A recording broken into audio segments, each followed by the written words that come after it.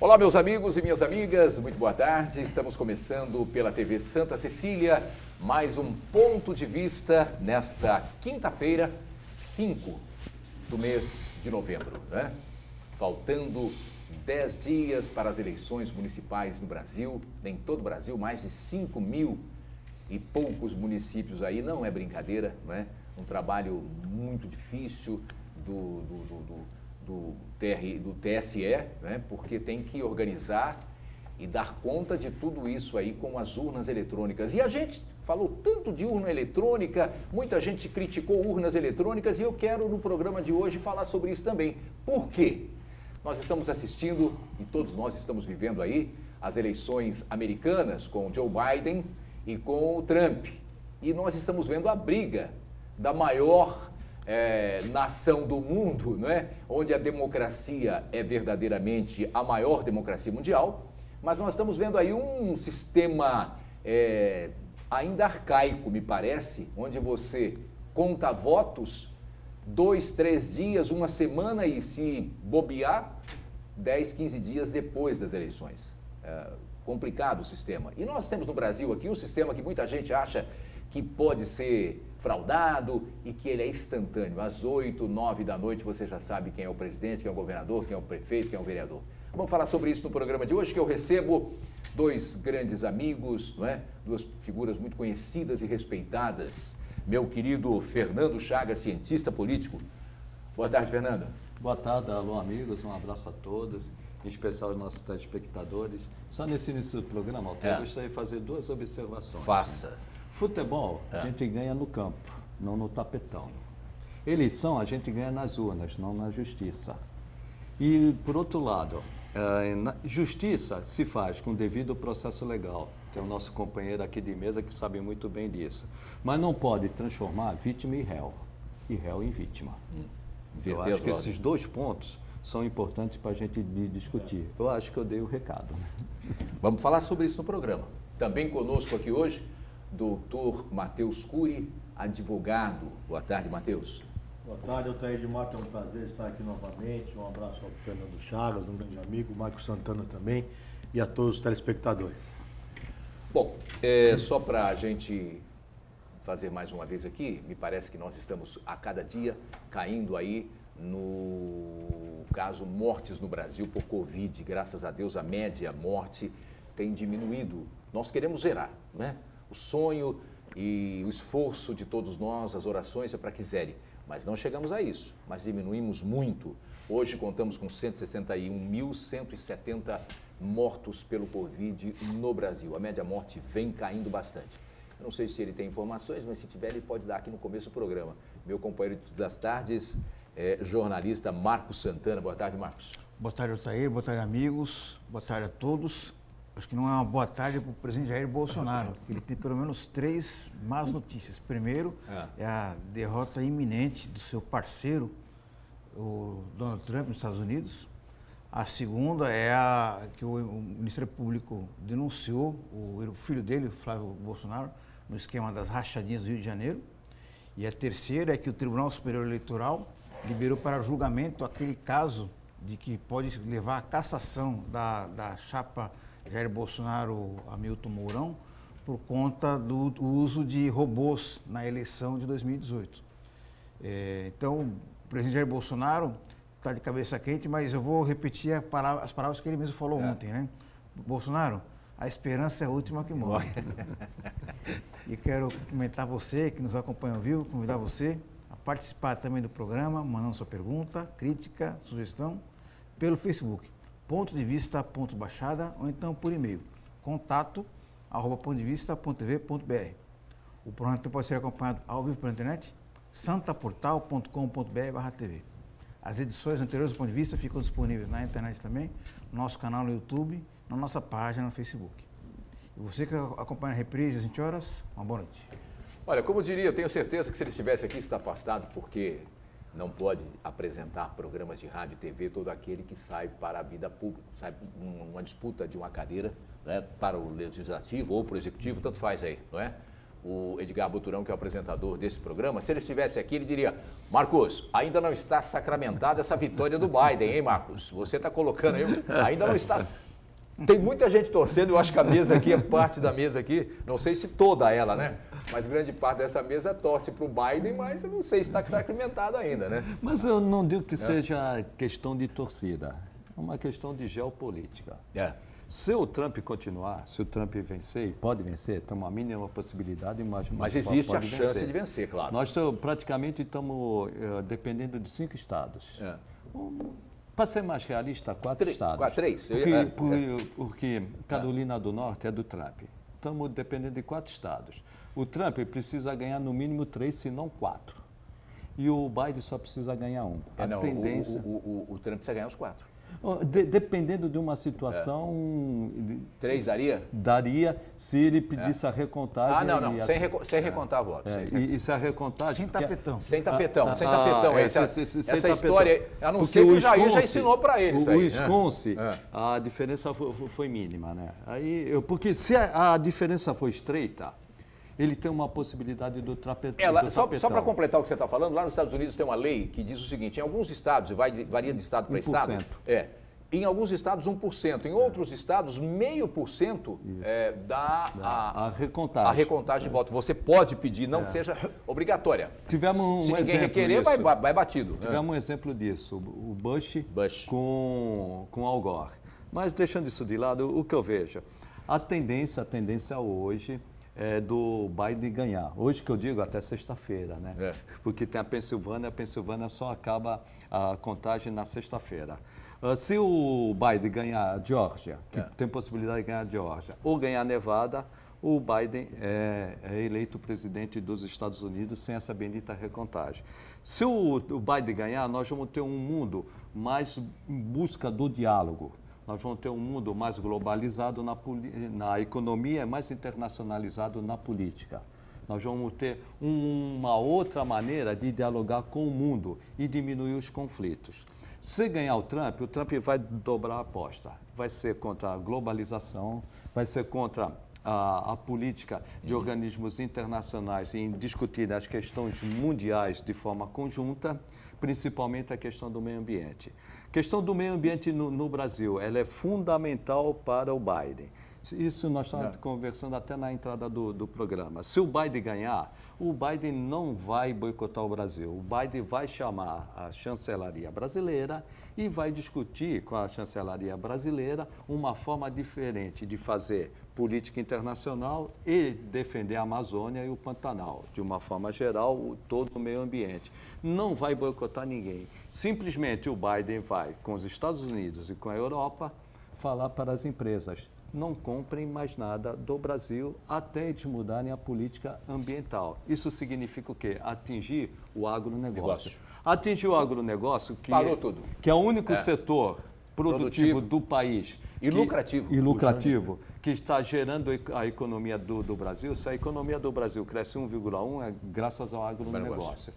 Se tudo ocorrer como nós estamos vendo, uma vitória do Biden, eu acredito que a diplomacia brasileira vai pelo menos tentar convencer o Bolsonaro que deve dialogar com o mundo. Só para complementar, a China, independentemente de quem ganhar, a China já está mudando a sua política de compra de grãos do Brasil. Já está procurando a Tanzânia. Tailândia, desculpe, que Tanzânia. Tailândia, desculpe. Está procurando países da África para substituir o agronegócio brasileiro. Isso é perigoso. Agora, quanto ao Biden ou ao Trump, qualquer um dos dois vai brigar com a China. É uma questão geopolítica e uma questão de economia e de tecnologia. Os dois vão brigar. Só que um vai bater de frente, o Trump, e o Biden vai na diplomacia. Ô, Matheus, a gente está falando aqui de uma economia mundial, que é a economia americana, consolidada, não é? Eles chegaram aí agora, só para te dar um dado aqui para você ver como é que é forte, claro, você sabe isso, mas para quem está em casa, para o telespectador, entender bem o que é os Estados Unidos, né? A força que é. Nessa pandemia aí, eles estavam na média de 3%, 3,5% no desemprego antes da pandemia. Chegaram a 30% no auge da pandemia. 30%. É brincadeira? Já se recuperaram e voltaram para 7%. Quer dizer, a gente está, né, assistindo a um espetáculo de uma superpotência mundial. E o Bolsonaro quis se meter nessa coisa. É muito perigoso isso, eu acho que não deveria, né? Verdade. Nós estamos lidando com a maior potência do mundo, né? Mundo. A China pode estar próxima, mas a China não é tão consolidada como uma potência como os Estados Unidos. Os Estados Unidos já é consolidado como uma potência há décadas, né? Ao contrário da China, que é mais emergente e tal. Então, nós estamos lidando com a maior economia do mundo. Há de se ter diálogo. Se o Bolsonaro continuar com essa intolerância e essa falta de diálogo, isso vai prejudicar muito o Brasil, mas eu acho que o Fernando Chagas falou bem. Com certeza ele será convencido a dialogar para o Biden. Acho que essa vitória do Biden é boa para o mundo todo, porque abre um diálogo que o Trump não tem, né? E espero que sirva de reflexão para o governo brasileiro. O governo brasileiro já está perdendo por conta do diálogo e, se não dialogar com o Biden, a tragédia econômica será maior, né? Principalmente internamente no nosso país, né? Não tenho dúvidas disso. Olha, Mas acho que ele vai ter que se render, né? Não, vai ter que se render. Não tem jeito. Aliás, o Chagas colocou muito bem, a diplomacia brasileira, que é excelência para o mundo, excelência para o mundo. Instituto Rio Branco, né? Instituto Rio Branco. Deverá conseguir convencer o Jair Bolsonaro de que a coisa não funciona dessa forma. Porque diplomata é uma coisa, né? Quando você quer colocar lá o filho do... Não, a diplomacia brasileira, formada pelo Instituto Rio Branco, é de excelência. Pois não, Marcos? Ô, Altair, meus amigos, eu acho que a gente tem que deixar bem claro que essa vitória do Biden, que se aproxima, né, que a tendência é essa... Possível vitória, Possível vitória, não significa que seja paraíso para o Brasil. Muito pelo contrário. Os Estados Unidos, não importa qual seja o presidente, sempre jogou muito pesado com o Brasil, né? Sempre quis estabelecer parcerias, entre aspas, em que os Estados Unidos, ele sempre foi o grande privilegiado. Aliás, sempre, dessa atual parceria é a parceria conhecida. Aquela parceria daquela bebida, né? Aquela bebida escura, exatamente. Aquela bebida escura. Então, né? Com o Joe Biden não vai ser diferente, só que eu acho que ela vai se estar em instâncias mais civilizadas, né? E vamos lembrar de que o presidente americano mais querido pelos brasileiros, que era o Barack Obama, foi o que jogou mais pesado nas relações comerciais. Inclusive, foi durante a gestão de Barack Obama em que o Departamento de Estado, a NSA, né, espionou não só a chefe de Estado do Brasil, como da Alemanha, da França e assim por diante. Quer dizer, nessa política externa, os Estados Unidos, como o Matheus lembrou muito bem, os Estados Unidos é muito agressivo e não vai dar moleza nenhuma para o Brasil. E uma prova disso daí vai ser no ano que vem, quando o Brasil vai escolher qual que é o modelo de tecnologia 5G. Aí que é uma coisa muito importante, é estratégica para o país. E o Brasil está diante de dois modelos, o modelo americano e o modelo chinês. O modelo chinês, até por ter mais tecnologia, desenvolveu equipamentos mais baratos, mais rápidos de serem implantados em relação aos Estados Unidos. E parece que nós já temos um começo dessa tecnologia chinesa, né? Hoje, tem que mudar tudo, toda a estrutura de 3G já existe no Brasil, 3G ela já é chinesa. Então, no caso do Brasil mudar o modelo atual para o modelo americano, o Brasil vai ter que reinvestir tudo. Todas essas operadoras que nós temos aí, vamos ter que vender os antigos, né, os atuais, para comprar tudo a tecnologia americana. Então, nesse sentido, Joe Biden não vai dar moleza para o Brasil, vai querer impor a tecnologia 5G norte-americana. E só para complementar, corroborando o que o Marcos falou, o Biden tende a ser mais exigente com o Brasil do que o próprio Trump. Não por questão de amizade entre os dois chefes das nações, não. Porque o Partido Democrata, como o Marcos falou, ele é mais fechado em questão de negociação comercial. Mas eu tenho mais, mas aí, o Matheus e Chagas, eu tenho mais, Marcos, eu tenho mais confiança, né? E tive mais confiança em todos os governos que foram democratas. Eu senti muito mais firmeza, muito mais honestidade. Jogou bem, jogou pesado, realmente é verdadeiro. O Barack Obama, eu sou fã do Barack Obama, né? Porque todas as ações do Barack Obama, da Michelle, eu acho que foram assim, de uma E o fineza, sucesso, né? O sucesso do Trump deve-se muito à política do Obama. Do Obama, sim, deixou implantado lá. O Obama, ele pegou a maior crise do mundo antes da pandemia, né? Antes da pandemia, a maior crise do mundo dos últimos 100 anos foi a crise de 2008. O Obama passou por isso e deixou tudo pavimentado. E só para complementar, uma coisa importante no Brasil, uma é torcida para isso, uma é torcida para o outro. Apesar da amizade entre o Bolsonaro e o Trump... Mas essa amizade é uma amizade meio aqui... meio que paraguaia, né? Que nem você falou, é daquela cerveja. É daquela cerveja escura. Os Estados Unidos importavam 28% da nossa produção. Hoje os Estados Unidos importam 12%. A China importa 30% e esse ano, por causa da pandemia, já importaram 33%. Eu vou brigar com a China? Não dá. Não dá. Ô, Matheus, o Marcos lembrou lá que o Barack Obama, né, com aquela cara dele lá, ele foi um presidente duro, mas eu acho que não é ruim isso, não. Ele está defendendo a economia americana e foi duro, mas foi honesto com todo mundo, jogou direitinho, né? Quando precisou realmente mandar buscar o Bin Laden, ele mandou buscar, sabe, é coisa difícil, mas foi um cara, acho que deu uma certa segurança para o mundo. O Barack Obama, na presidência, dá segurança para o mundo. E com o Trump eu não sinto essa segurança, não sinto. Mas ele me lembrou, sabe o quê? Com aquela cara de bonzinho, o cara é triste. Foi a mesma coisa dos presidentes brasileiros, né? Tivemos presidentes aqui que todo mundo achava que... Um deles era o Médici, lembra? Todo mundo achava que o presidente Médici era... Que cara legal. Foi o mais duro de 70, todos. né? Foi o mais duro de todos, cara. Né? O Geisel, não, Geisel não. Não sei. O Médici foi pesado. Foi mais ou menos a mesma história do Barack Obama. Ele parecia bonzinho, mas era cara firme, né? Nós já tivemos essa experiência por aqui. E essa questão de ser firme também é questão de posição, né? Os Estados Unidos é a maior potência não dá pra ser econômica do né? mundo.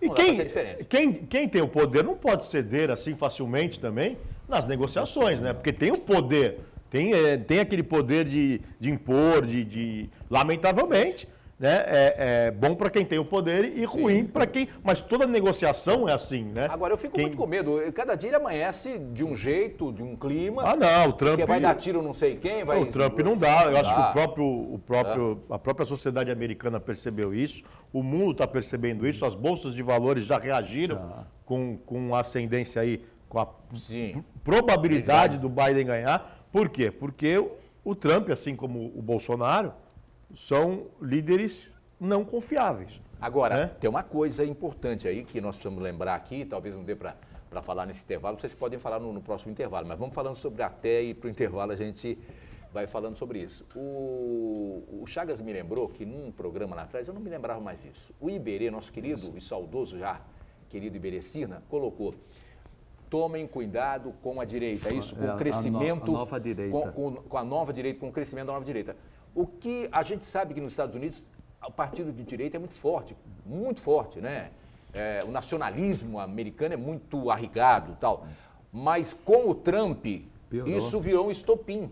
Porque é extrema-direita. É extrema-direita. Essa extrema-direita não é boa, assim como a extrema-esquerda. Também não é boa. Os extremos não são bons. Não são bons. A centro-direita é bom, centro-esquerda é bom. Os extremos não são bons. Não são bons. Né? Esse que é o grande problema. E são nacionalistas, né? Os dois. Não, eles são iguais. Eles são iguais. Só que uma esquerda e outra direita. São iguais. São iguais. Os extremos são ditatoriais, são autoritários, são iguais. Uma área que você conhece bem. O que propuseram recentemente no Brasil? Uma constituinte igualzinha à Venezuela. Sim, a Venezuela de esquerda, o Brasil de direita, de extremas, né? De extrema. Por que a Constituinte? Para fazer igualzinho o que o Hugo Chávez fez na Venezuela. E a toda hora o presidente fala, vai para a Venezuela, nós estamos caminhando para a Venezuela. Nós não estamos muito longe. Agora, eu queria falar, tem alguma coisa, Marcos, que você queria falar aí? Senão eu ia colocar aqui... Só para complementar isso aí, esse alerta é importante, porque a eleição do presidente dos Estados Unidos não diz respeito apenas aos americanos, porque o perfil do novo governante vai influenciar até na eleição de dirigentes de outros países, por exemplo, a Turquia, a Hungria, que são regimes ali que namoram, flertam de perto com o autoritarismo. É isso que vocês estão falando aí, governos de extrema direita. Puxando o raciocínio dele, o que a gente vê, os Estados Unidos são muito fortes. Sendo muito forte na economia e na política, eles influenciam os outros países. Sim. Uma vitória do Trump fortalece Bolsonaro, fortalece o presidente da Turquia, fortalece o presidente da Polônia, da Hungria e por aí afora. E até na Itália, até o primeiro-ministro da Itália. Se o Trump perder, nós vamos voltar para uma política pode ser até de direita, mas uma política onde se conversa mais. Mas aí que tá, as pessoas confundem muito o Partido Democrata como um partido de esquerda. O Partido Democrata é um partido progressista. Ele tem um pezinho assim, né? Como, de centro-esquerda. É centro-esquerda. Mas não é esquerda. É uma unha, Mas é o que eu digo, é uma unha. É uma né? unhazinha. Centro-esquerda e centro-direita são bons. São bons. São bons, cada um com a sua... tem as suas virtudes. O diretor né? é esquerda ou centro? O que o senhor acha? Esquerda? Não é. Direito. Não é. Direita e mais direita. Direita e mais direita. Então, mas aí que a gente está colocando aqui. O Partido Progressista, porque muita gente está falando o seguinte, olha, vocês estão torcendo pro Biden. Comunista. É esquerda, tudo comunista, tudo... Não é verdadeiro. O cubano acreditou Você que está em nisso. casa aí, não acredite que o Partido Democrata é um partido de esquerda. Ele não é de esquerda. Ele é um partido progressista, não é? Como e o nome já diz, é um progressista que acompanha o nosso tempo, tem que acompanhar o tempo, não é? Agora, o republicano é aquele de direita... Conservador e, mais direita, colocou no meu... Bem direita, quer dizer, quase extremo, quase extremo. O pior é que o cubano da Flórida acreditou que os democratas são comunistas.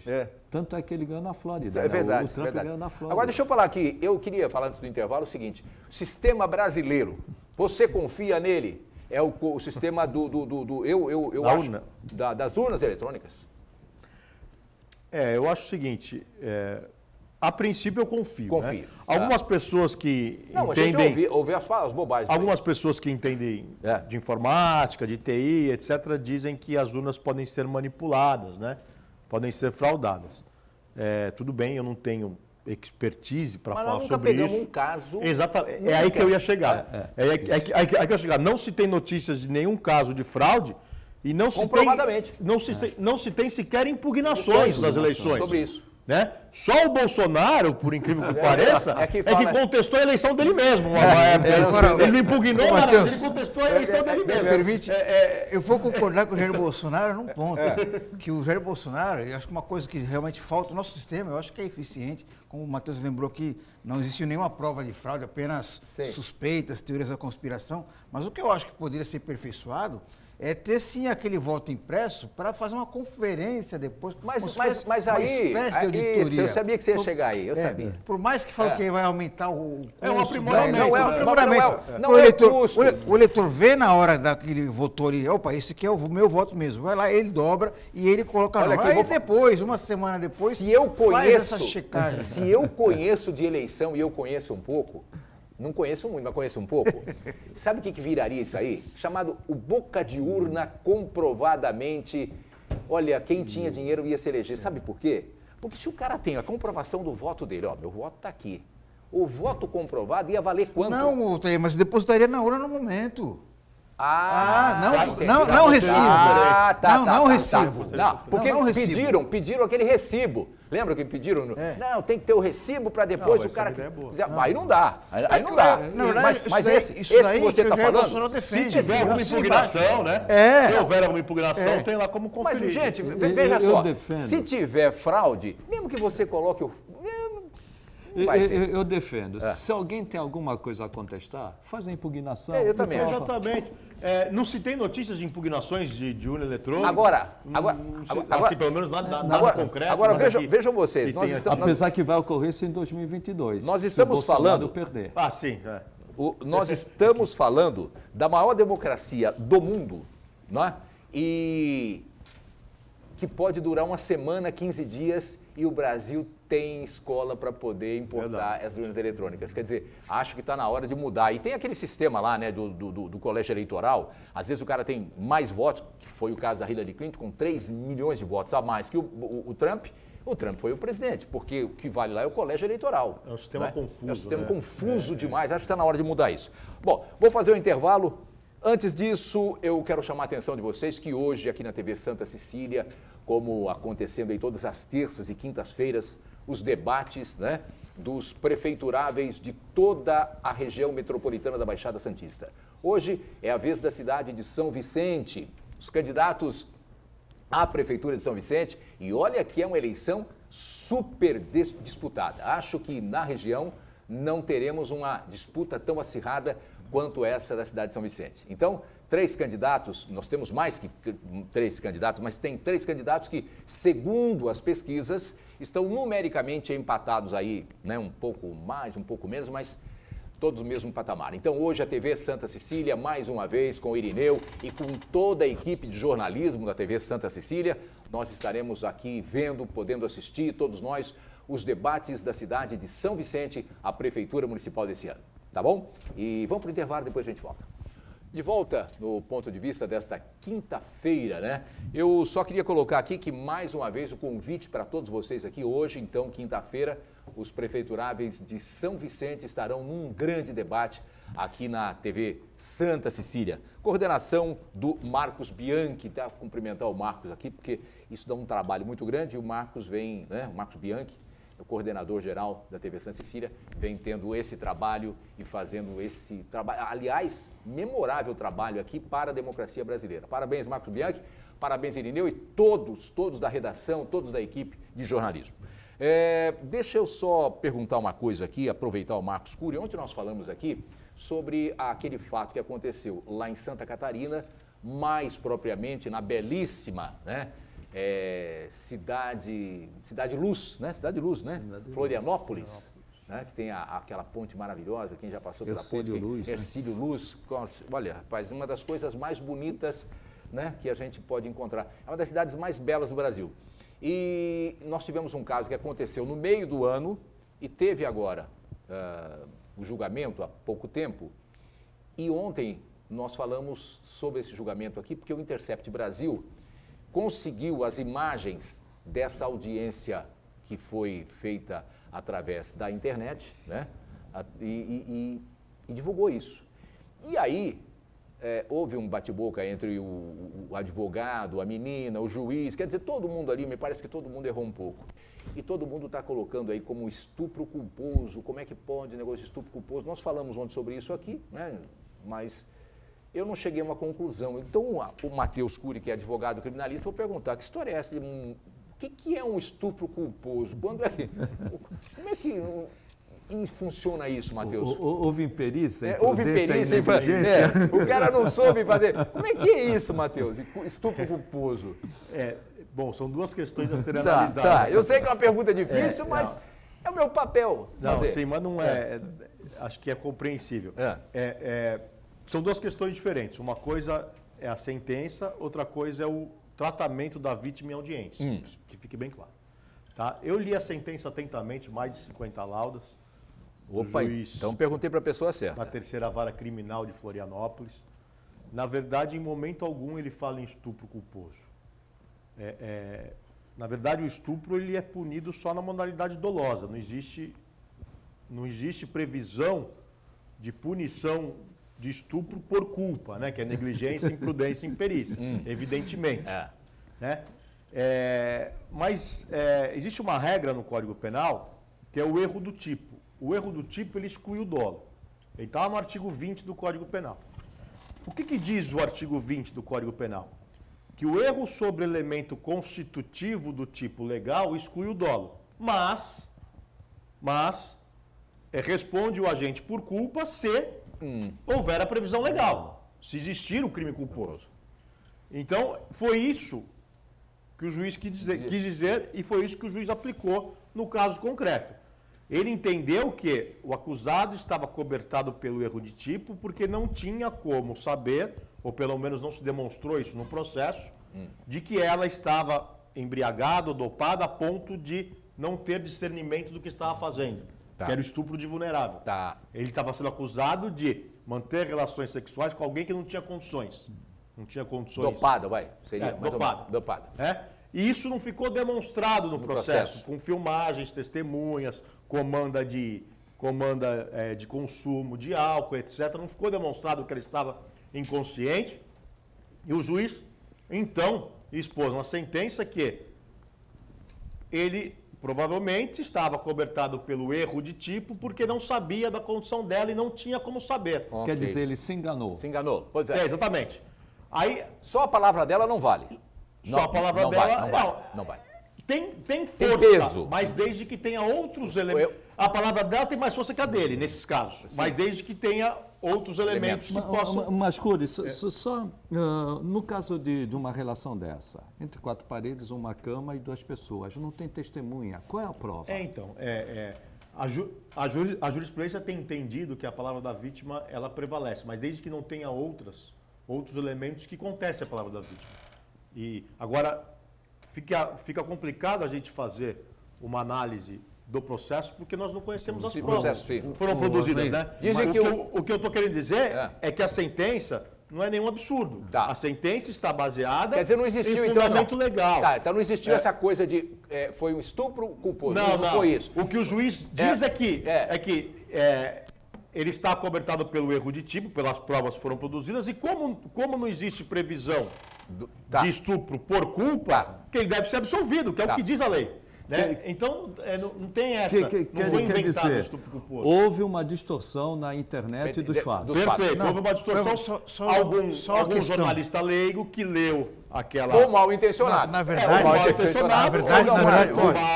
o Marcos está correndo. Eu tenho que passar para o Marcos, senão ele não vai ficar... Primeiro eu quero dizer que o Matheus foi impecável aí na tradução da sentença em si, né? Como um bom professor.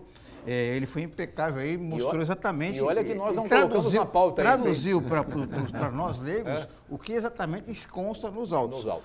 A grande questão que eu apontei aqui, vários jornalistas apontaram, e a reportagem do Intercept Brasil aponta, que é o Intercept Brasil que revelou o vídeo, é que o processo todo é envolto em muita nebulosidade. É outra coisa, é outro problema. É outro problema.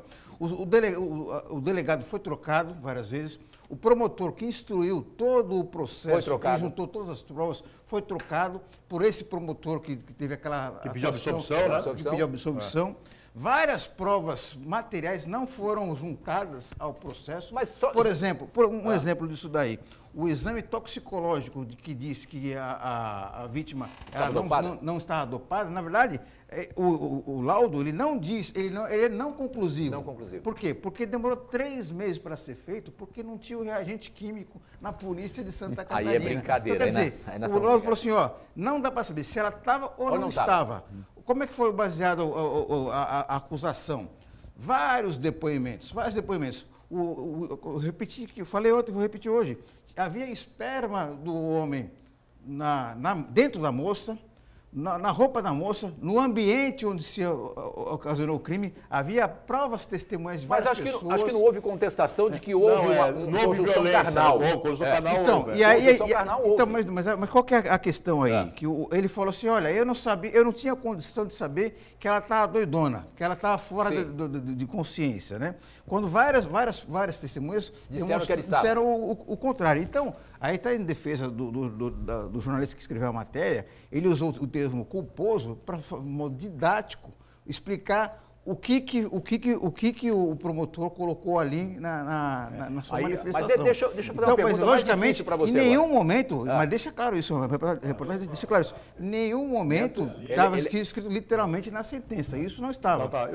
E o que eu quis dizer, o que eu expliquei aqui foi só um detalhe técnico de que a sentença ela é fundamentada com base na legislação, etc. e tal. Então, que a sentença não é nenhum absurdo. Agora, eu não posso aqui comparar provas sem os autos. Eu não conheço o processo, né? Eu não posso dizer se havia provas para condenar ou não. Essa é uma outra questão. Matheus, agora na bucha, assim, entre a dúvida, ficou a dúvida que não fez o reagente, demorou 3 meses, mas é a palavra dela, então fica a dúvida, não tem outras provas.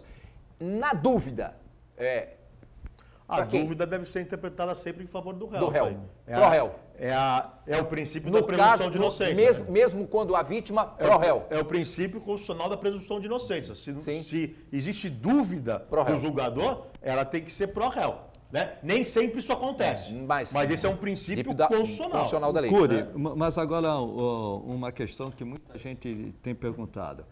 Houve uma sentença. tem direito a recurso. Vai ter. O que vai ser discutido no recurso? As provas ou alguma ilegalidade que ocorreu? Acho que tudo. Né? Pode ser discutido tudo. Pode ser discutido eventual nulidade, eventual ilegalidade, e também as provas são novamente discutidas no recurso de apelação. Agora, o promotor pediu absolvição, ele não vai apelar. Quem tem que apelar nesse caso é o assistente de acusação, se tiver assistente de acusação. Só ele pode apelar. Só ele pode apelar. Só ele pode apelar, porque o promotor pediu absolvição. O promotor pediu absolvição. Pediu absolvição, então ele não vai apelar. O réu foi absolvido, mas não vai apelar. Então só quem pode apelar é o assistente de acusação. Mas se houver assistente de acusação. Isso, se houver necessariamente, não. E se não houver, e se nesse caso, especificamente, não tinha assistente de acusação, morreu? Morreu. Ninguém pode recorrer. Ninguém pode recorrer? A vítima não pode? Ela tem que habilitar um assistente de acusação para recorrer no prazo legal. De 5 mas dias. ainda existe? Existe a possibilidade de habilitar. Agora, o Matheus deixou uma coisa bem clara, que são duas coisas distintas. Uma coisa é o processo em si, a decisão, e outra coisa é o comportamento dos agentes públicos que estavam ali representando a sociedade naquela famigerada audiência. Né? Que eu, quando eu observei aquela cena ali, eu fiquei enojado. Agora, deixa eu te perguntar uma coisa, Marcos. Agora deixa eu perguntar. Como é que isso vazou? Tem que perguntar ao jornalista, né? E o jornalista vai falar que tem direito ao sigilo de fontes. E rapaz, mas isso vai dar problema, hein? Isso daí cai uma outra questão. Uma coisa Isso aí uma tem que coisa. É segredo de justiça. É segredo de justiça, não é? Mas veja só, isso que eu defendo. Mas pode dar nulidade desse processo? Não. Mas a pessoa que vazou pode ser responsabilizada.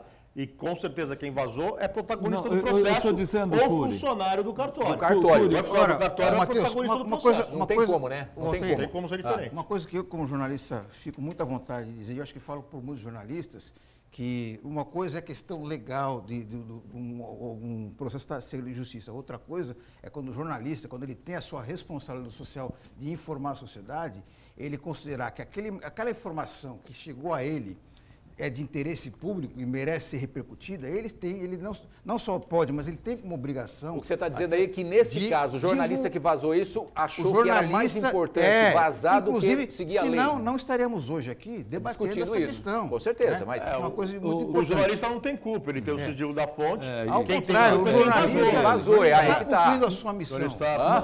Mas, Cury, com certeza. Cury, uma outra questão. Eu fiquei sabendo disso por intermédio da minha irmã. Por causa das eleições, tudo, eu não tenho lido todo o noticiário. Ontem a minha irmã falou, você sabe disso? Eu falei, não sei. E ali muitos, não só a minha irmã, questionaram. O comportamento dos agentes públicos. Isso é importante. Comportamento dos agentes públicos, pelo que você teve conhecimento pela imprensa, foi correto ou incorreto? E esse comportamento pode levar a uma nulidade do processo ou não? Rapidamente, vamos lá. Vamos lá. Bom, primeiro, comportamento absurdo, né? A vítima foi maltratada em juízo, ela implorou para que fosse respeitada, porque o advogado teria se excedido, principalmente em responsabilizá-la por conta, ou criminalizá-la, melhor dizendo, por conta da roupa que vestia e etc e tal. Para mim, o advogado se excedeu realmente no seu papel. É que o advogado ele tem imunidade, então ele pode acusar dentro do processo, mas desde que essa acusação seja fundada. Né? Ou baseada em fatos concretos e não em suposições. Agora, caberia ao juiz, que é o condutor da audiência, que é o presidente da audiência, advertir o advogado de que primeiro, que a pergunta será indeferida, segundo, que não pode fazer consideração durante a inquirição, deve somente inquirir, né?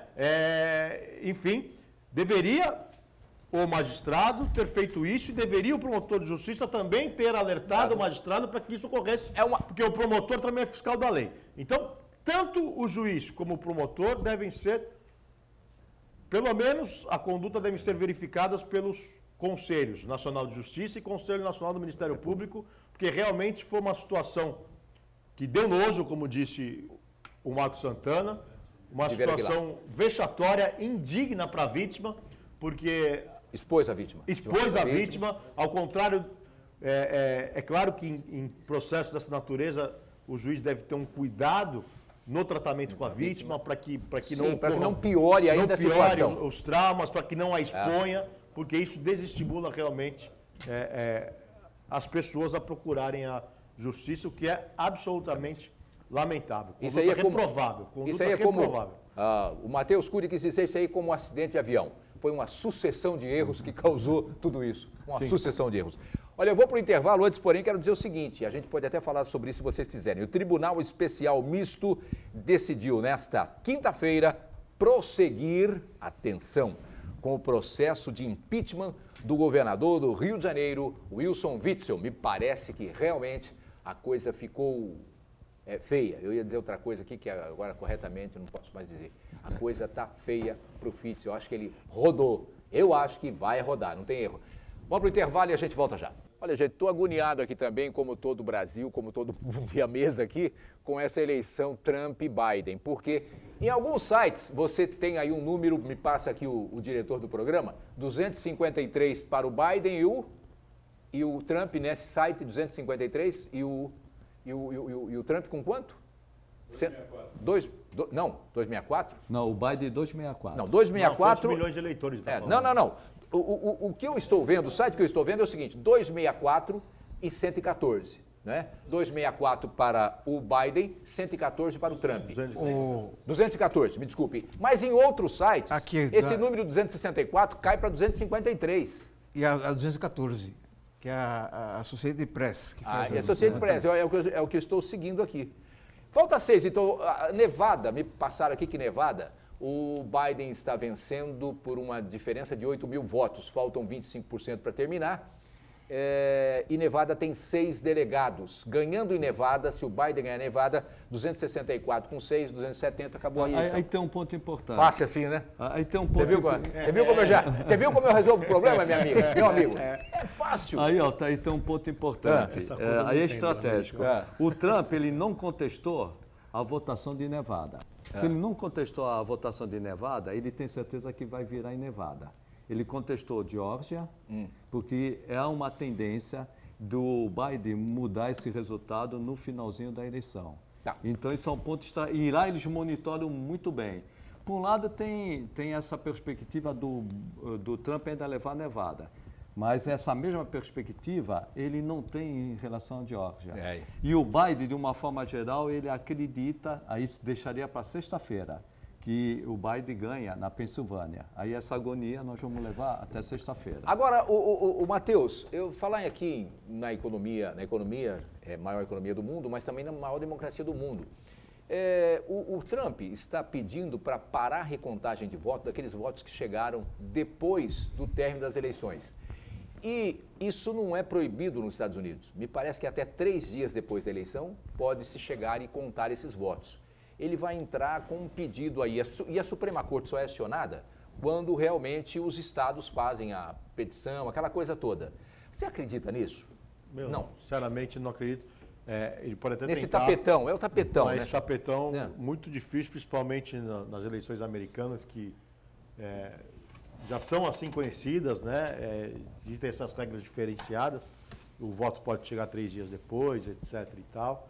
Então, eu realmente não acredito que ele consiga acionar a Suprema Corte, especialmente também a Suprema Corte lá só para casos muito específicos, muito graves. São poucos processos, não é que nem a nossa Suprema Corte que se envolve em tudo, né?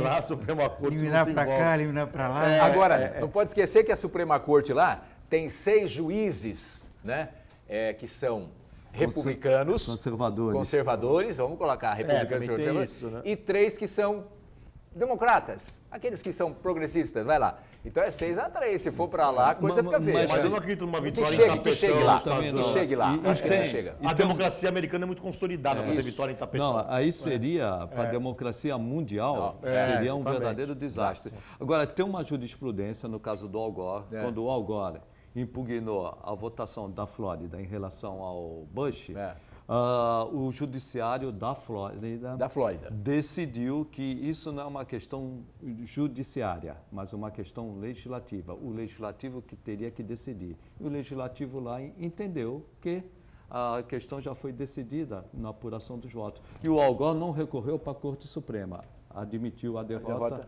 para o Bush. Eu acho que devemos seguir por aí. E a jurisprudência é muito importante no direito americano. No direito americano. É muito forte, né? A democracia lá é muito forte, as leis são muito fortes lá. E como colocou aqui, as demandas só chegam à Suprema Corte quando não tem mais jeito. Não é como aqui qualquer coisa, Supremo Tribunal Federal, né? Aqui qualquer coisa, STF. Lá não. Lá tem que ter base legal, né? E passado por todos os processos. Eu não vejo que há realmente, mas que o Trump já cantou a vitória e disse que não vai aceitar os votos, não vai aceitar a derrota.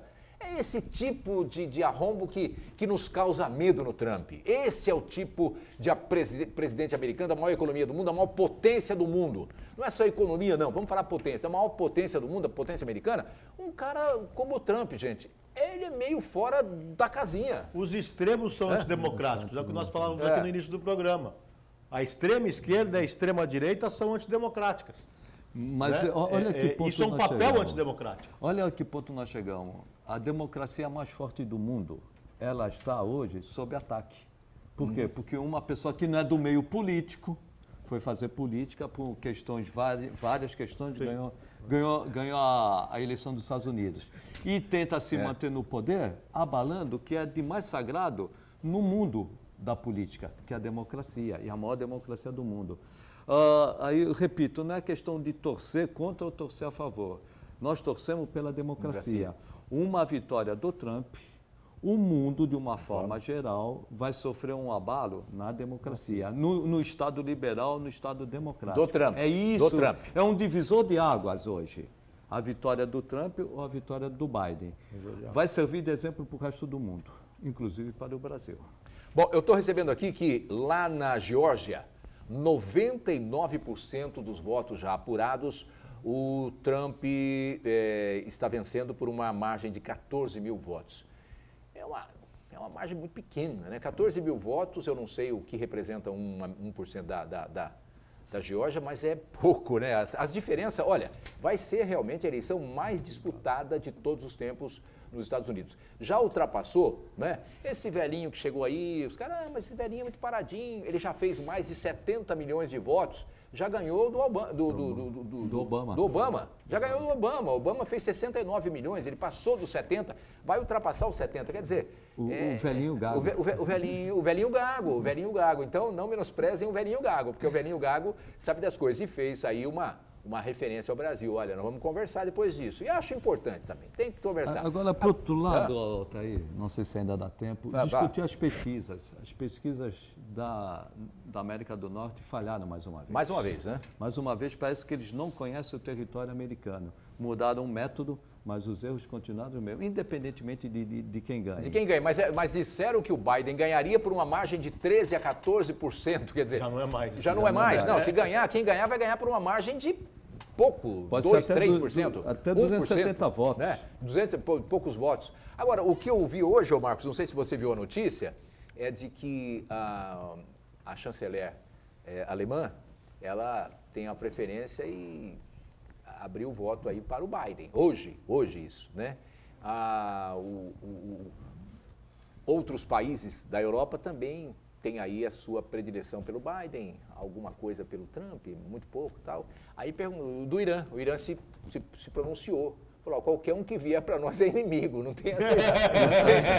Qualquer um dos dois é inimigo, eu achei sensacional. Agora, pro outro mais ou menos na linha do que eu falei no primeiro bloco, independente de quem quer que seja o presidente dos Estados Unidos, vai defender os interesses daquela nação.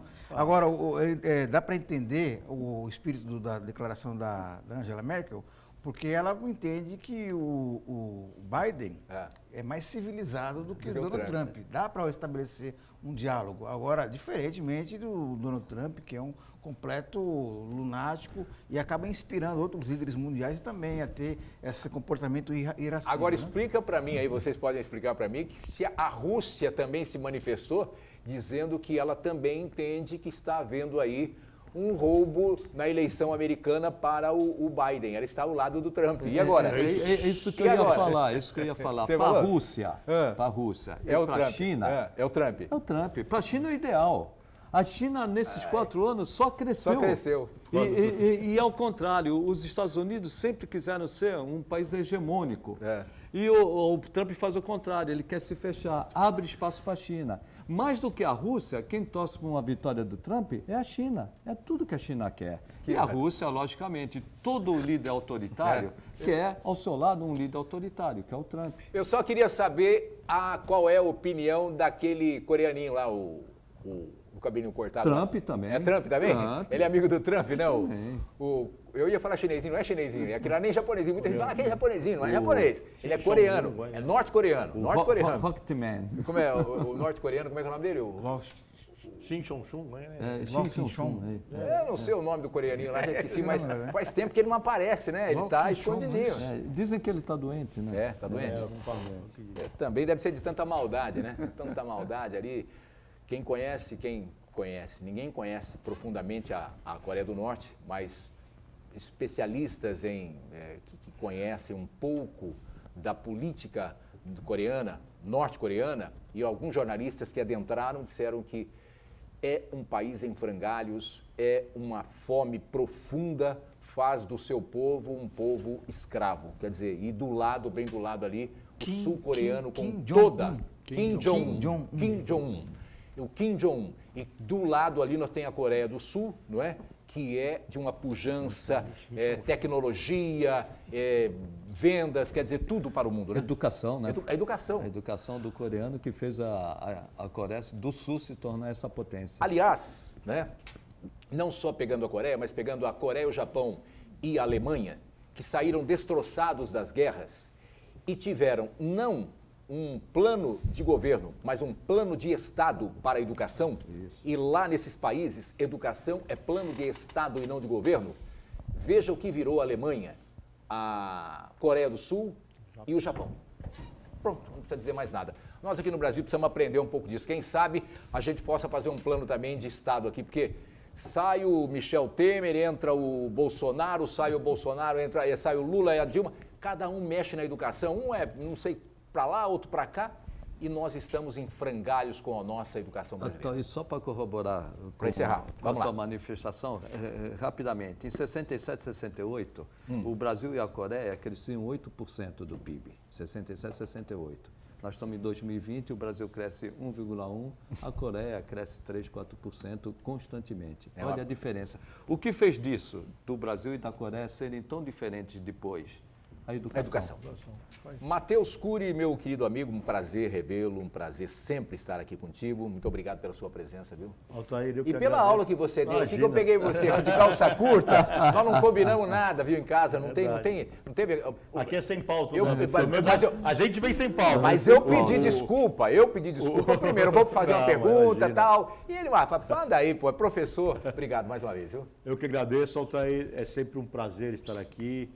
Marcos Santana também é um grande amigo, Fernando Chagas. Eu queria só deixar um abraço de conforto à família do Iberecina, né, grande professor, comunicador que nos deixou essa semana, um grande amigo e que sempre dividiu a bancada aqui conosco, né? Então, já tive várias oportunidades de participar do programa com ele. Fica aqui nosso abraço de conforto a toda a família e os nossos sentimentos. Tá. Obrigado. Antes de encerrar o programa aqui, o Chagas, olha aí, e Santana aí, em depoimento, aqui fica difícil aqui, mas vamos lá, vamos tentar aqui fazer aqui, olha. Em depoimento ao Ministério Público, ex-assessora de Flávio Bolsonaro confessa rachadinha. Olha. Eu vi essa matéria. Você viu essa matéria aí?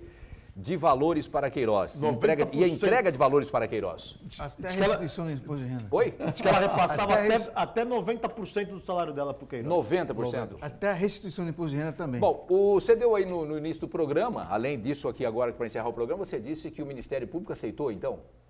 Isso, aceitou. A denúncia? A denúncia. Então já é réu? Anunciou... o Ministério Público deve ter recebido a denúncia e o juiz recebe a denúncia. O Ministério Público, Justiça oferece a denúncia e a Justiça recebe ou não a denúncia. Aí recebeu... Normalmente recebe, quando tem indícios de autoria e prova de materialidade, que é o caso, recebe. Já vira réu. Não sei se recebeu, mas recebendo a denúncia vira réu. Tá aí. o dia não foi muito bom para o Bolsonaro, pode terminar pior aí com a eleição do Biden. Muito obrigado a todos vocês. Olha, lembrando mais uma vez hoje, aqui na TV Santa Cecília, depois do nosso programa, a nossa reprise do ponto de vista das 20 às 21, o debate dos prefeituráveis da cidade de São Vicente. Grande abraço, muito obrigado a todos. Obrigado, Marcos. Obrigado. Matheus, obrigado, Chagas. Até amanhã.